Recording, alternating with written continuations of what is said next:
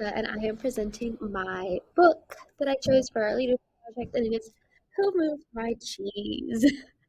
I chose this book because I'm from Wisconsin and I love cheese, but also I just I was interested in it and I wanted to know what this was all about because when I looked it up, there was also a children's book and like an animated video too, all about Who Moved My Cheese, and it's all the same story.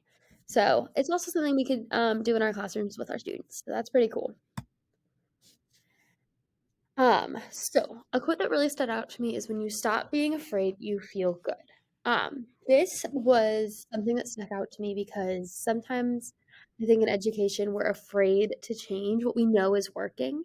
I know in my district this year we implemented a new ELA curriculum, and as a first year teacher, I was like, "Oh yeah, whatever, like do your thing." But all of the teachers who have been here for a while and they were kind of used to the curriculum that we used to have, they were very apprehensive about this change. So me and the other first year ELA teacher came into it with an open mindset. We were very sniff and scurry, who I'll introduce to you in a moment.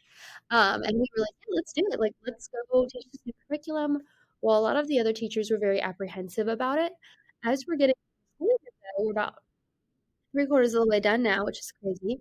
A lot of them are starting to enjoy this curriculum and they're not really as nervous about it. And so they're starting to feel good about it. So this is something that really stuck out to me and applied to a situation that I've been in currently.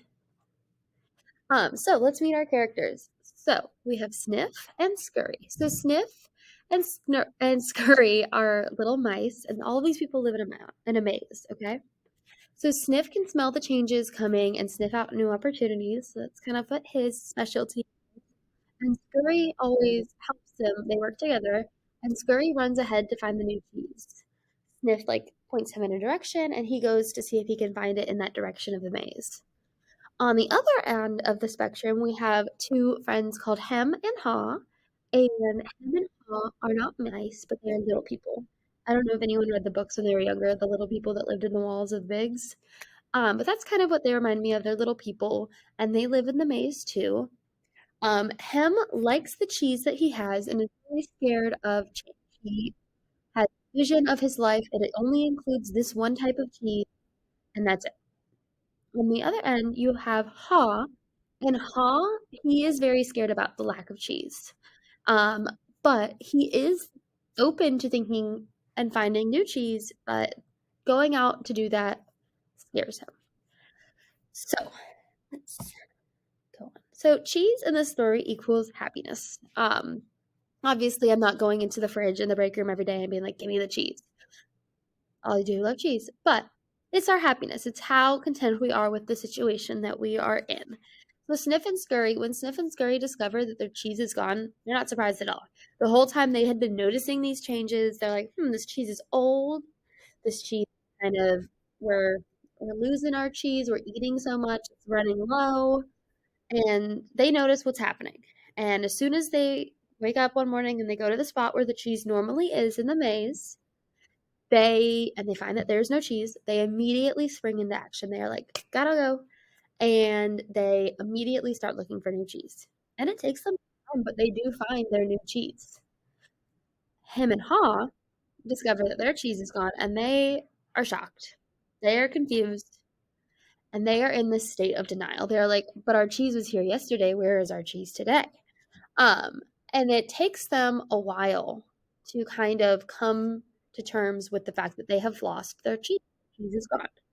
And they are really hoping that their cheese will return to them. So when you change what you believe, you change what you do. So Sniff and Scurry, they immediately sprang into action and they were quickly able to locate this new cheese. They had no issues. They were ready to go. They were up for the challenge and they went and found that new cheese. Hem and Haw, they sat around and they waited for their cheese to return to them. Eventually, Haw got tired of waiting and he kept picturing himself with new cheese and he saw how happy he could be. And he tried his very best to convince his friend Hem to come with him, but Hem wanted nothing to do with new cheese. So Haw made a very difficult choice to leave Hem behind and venture out on his own and find this new cheese. And I think it's really important that we talk about how brave Ha was to go out and do this on his own, because a lot of the times when we face changes in our life, we have that support system and we have those people for us there, but there are people in the world who have to do it alone, and it's scary to face changes like this and you don't have that support system.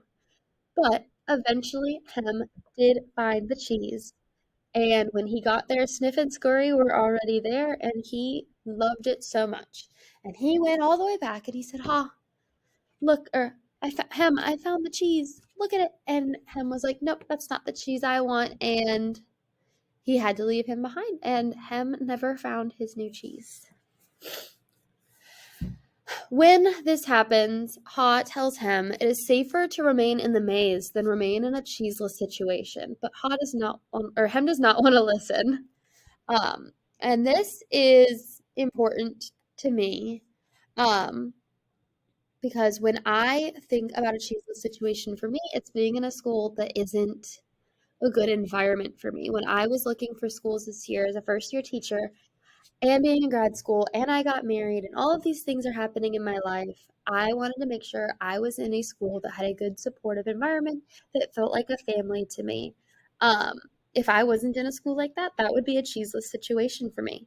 And every single person's cheese situation is different.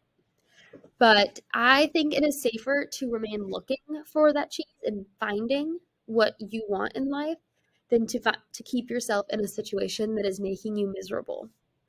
Um, so my discussion question that for you guys is, as a teacher, how can you help yourself and others when you are in a cheeseless situation?